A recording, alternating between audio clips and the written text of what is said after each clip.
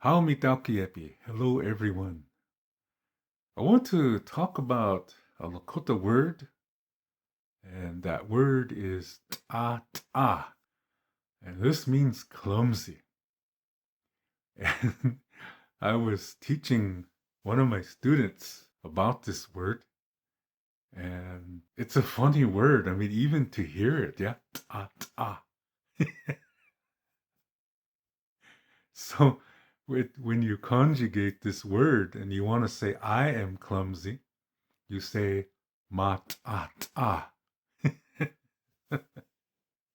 So we were talking about this word, and it has two definitions. Yeah, the one is clumsy, and the other one is to die. Yeah, so you have to be careful how you say this word. And the funny thing is, see, I had the whiteboard up, and I teach over Zoom, and there's a whiteboard. So I was writing these words on on the whiteboard.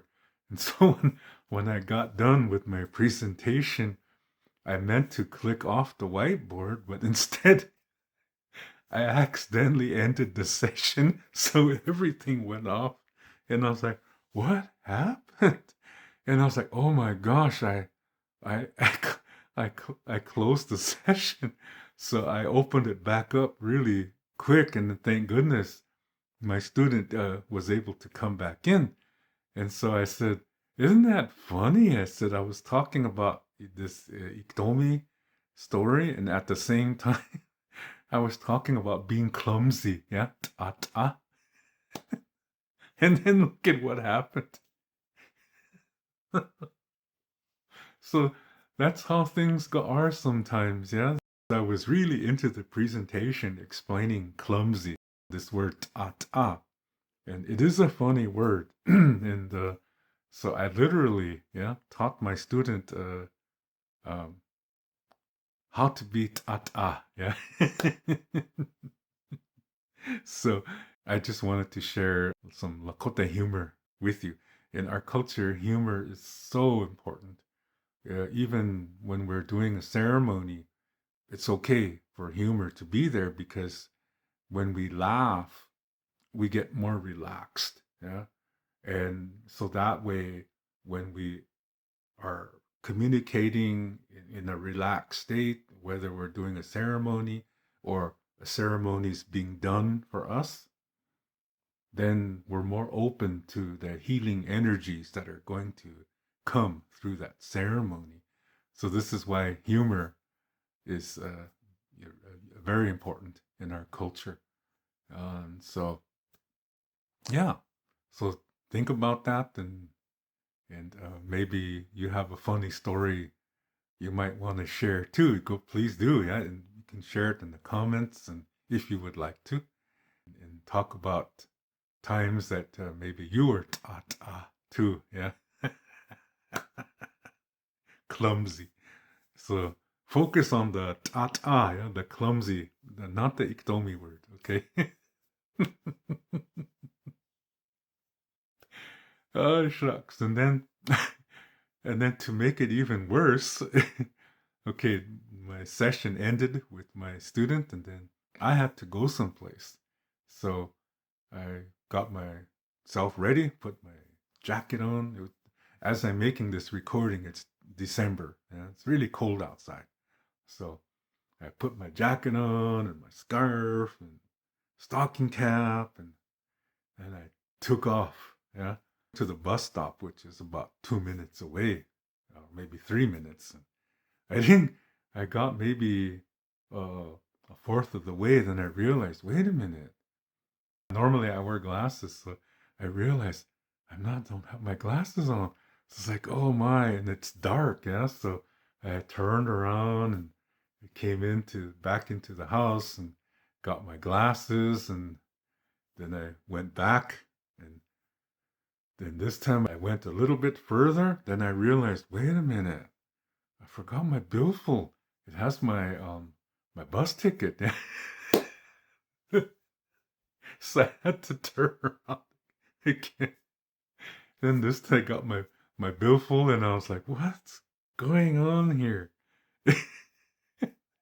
I teach the word ta and look at what I'm doing.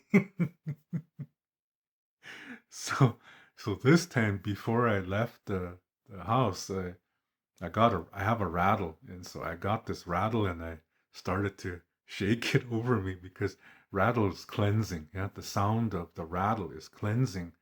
It has the power of the West. And when you're feeling sad or you're angry or you're scared or something is not right, like you're doing a lot of clumsy things, then you can do that. Yeah, you can have this rattle, shake it all over you like that, or beat a drum. Yeah, that's another thing you can do. So that's what I did. So I don't want to do any more clumsy things. So so then I went and I just arrived at the bus stop, and then the bus just pulled in the same time. So, whew, perfect timing.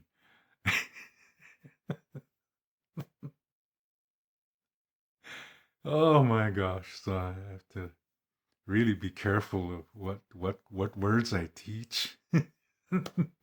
I end up doing it. Oh my. Okay. Well, anyway, thank you for listening to my story. And like I said, if you would like to share similar experiences too that you've had in your life, please do if you want to. Yeah. I'm really eager to hear other people's accounts. Yeah.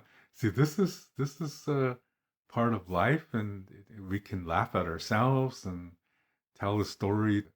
Laughter's medicine, yeah, so we can share it with others. So that's why I'm telling you the story, to share the medicine with you. So I invite you to come visit my website at wolakota7.com. You can see the address on the screen, and here you can learn about the books that I've written and also some of the services that I offer. For example, spiritual consultation and Lakota language lessons. And you can see the books that I wrote, and one of them, called Kea and Matho Stonehearts, I wrote with my wife. And if you would like to order these books or order any of my services, you can see all the information on the screen. And for more questions, please write to me at the email address that you see at the bottom right of the screen. I'd like to thank you all for watching my Lakota Language YouTube channel. And I hope you're getting information that can help you in learning the language. And the best way to learn Lakota language is to also learn the culture of the language, because a lot of the language rules are based on cultural and spiritual concepts. And if you don't know, I do have another YouTube channel that is based more on the Lakota spirituality and Lakota culture. And I'm going to put a link to that channel in the video description.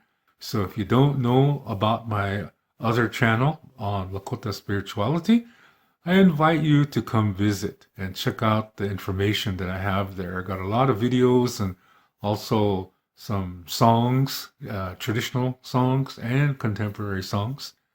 Yeah, so I invite you to visit my other channel. Everything is a circle.